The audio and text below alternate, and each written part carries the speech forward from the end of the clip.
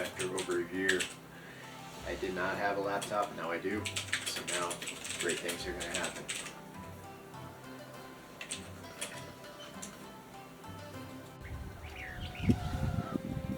Alright, so the chickens have figured out how to jump up on the little area here in their chicken run. And when they see me, basically they just follow me around because they're like little raptors and all they really want is food. So they know it's about feeding time.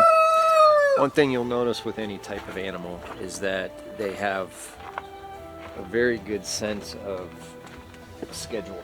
They know what time it is when the food's coming, and that's really how they operate. They once they get on a routine, you kind of want to try to keep the routine as best as possible because otherwise it messes with them. And so right now they know, okay, morning feeding time, what's going on? So they start jumping around. They like to jump up on the gate here. And the reason I'm over here, guys and gals, is that I wanted to talk to you guys about the first part of our farm that I started when we came out here. Didn't start anything with growing vegetables or anything like that, which is actually what I'm really into. But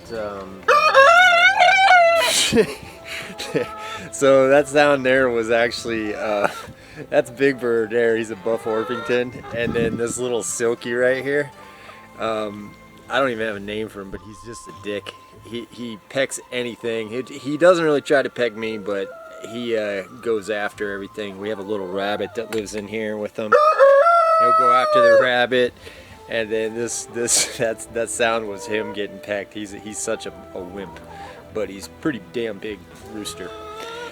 So anyways, so I'm in here in the chicken run, and all in all, we got about 1,400 square foot of space in here, which is a lot of space, you know, for some chickens. We had about almost 30. Some of them died. I gave some of them away, couple roosters.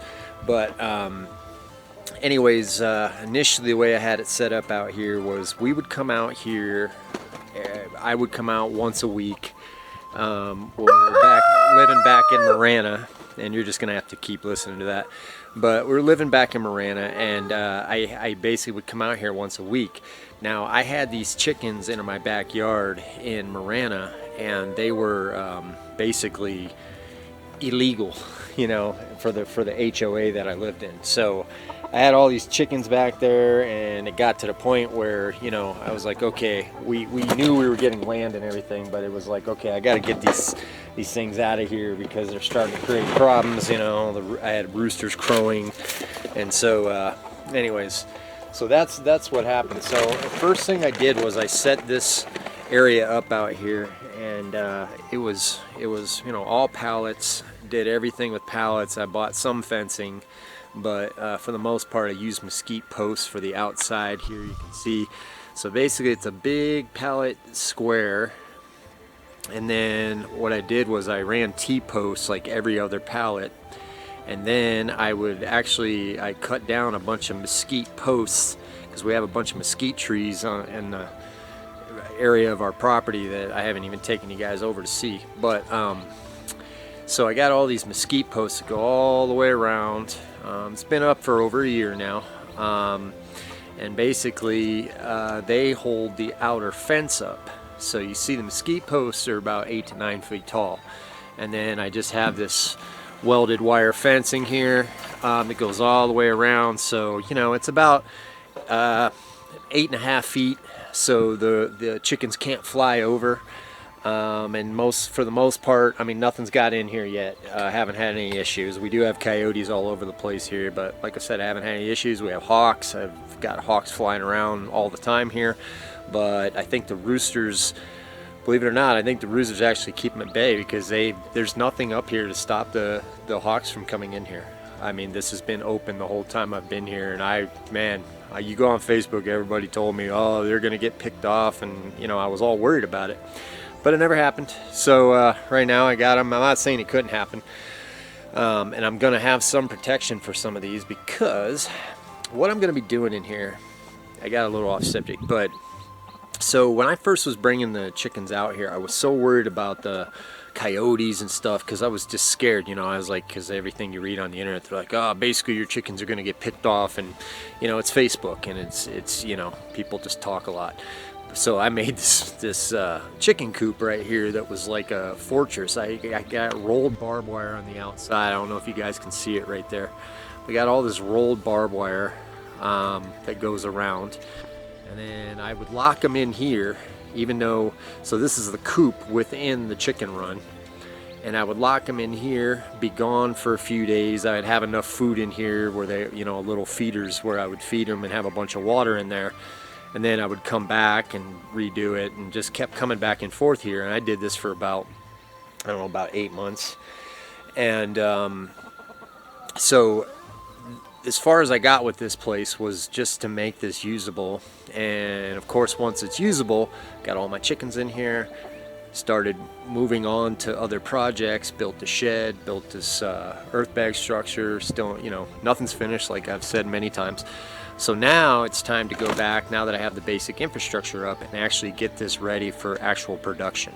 And what we're going to be doing in here is I'm going to be having some breeding pens put in here. You know, real simple, just pens that are set up to breed some chickens. I want to breed some different, you know, cool breeds of chickens, and maybe sell some, and you know, have some for meat birds, all that kind of stuff. But in order to do that, you know, you need to have the basic infrastructure to do that first. So that's what this is.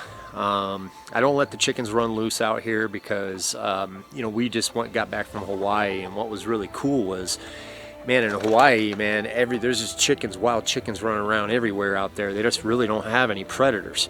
So, but we can't do that out here. If I let these things run outside here, you know, eventually, you know, bad things are going to happen. So, anyways, what we're going to be doing here is I'm going to be setting up breeding pens. I want to take the roofs off of these because the problem with these little pens here is I can't get in. I got to squat down to do it. So, you know, these were good for temporary holding pens when I had a bunch of roosters out here. I was just holding them in these pens, and so they didn't fight. So I would have, you know, a couple roosters in one and a couple in the other that didn't fight, and keep them separated so they didn't beat each other up too much. So what I'm going to do is take the roofs off of these things, and then I'm going to keep the base sides here and just, you know, make them taller so that the whatever chickens I decide to put in here to breed won't be able to fly out. Speaking of that, I also have to go back around here and start clipping some wings again, because they're starting to grow back and they're starting to be able to fly a little higher now. So that's just something. If you clip their wings, and you know, you just have a fence area that's about 8 feet tall, they won't be able to get out. But if you had it, say 6 foot, and you don't clip their wings, they can get out. I've seen them do it. So, but that's what I'm doing, folks. I wanted to change gears a little bit. I've still got to do that cattle fence, but I don't want to bore everybody with all that. This right here, just give you guys, you know, an inside scoop into what we're doing here. This separate area, I got all kinds of areas here that I can set, you know, section off for you know, different you know, chickens. Like you know, I have separate flock in here, and so it's nice, like if they get sick, like I had a flock get sick, and I'd say, like, I think 5 of them died. There was something going on, and I couldn't figure it out. They were all getting the same food, same water, but they just started dying. So it was nice to have this separate infrastructure to keep them so they didn't contaminate the rest of them. And none of my other ones died out here, so it was something going on with them. So that's nice to have these separate areas, and that's what the whole purpose of this was to have an area where I can have the basic infrastructure to do the things I want to do.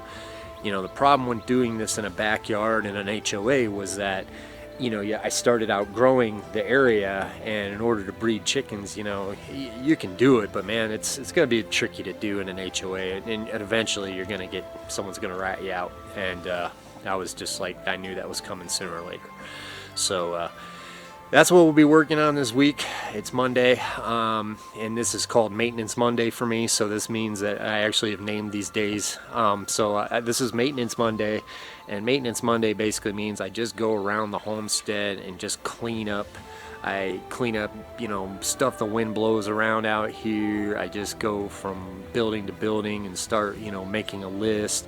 I have a little notebook in my pocket, that I take notes and say, okay, I want to get this done, want to get that done. Then I go to the computer and I put things in an Excel spreadsheet so I can organize my thoughts, because otherwise, man, this stuff can get away from you pretty quick, and you get overwhelmed. But yeah, I'm excited.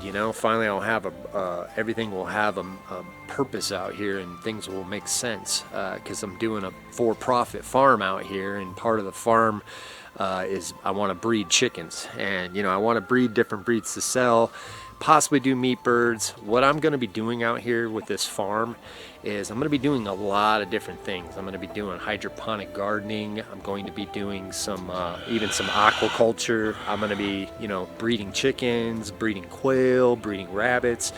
And basically with doing all those different things, I'm going to do a little of everything, dabble in it, and just find out, first of all, what can be the most profitable for where I live, and which one I have the most passion for. And I think passion goes hand in hand with being successful at something. So even though something can be super profitable, there's definitely types of farming that would be a lot more profitable if I really research it. But what I've learned in my life is that it's actually better to do something you have a lot of passion for. And then what happens with that is, as long as you can make a living doing it, or make some money at it, you'll figure out ways to make money at it, but you're going to enjoy the time that you're doing it. But if you're doing something that's profitable but you have no passion for it, well, you just, as far as I'm concerned, there's no point in pursuing that. It's just, I'm going to get bored with it, or not enjoy it, and what's the point? So I'm going to get back to work here, start looking around, taking notes on what I want to do in here, and we're going to get to it.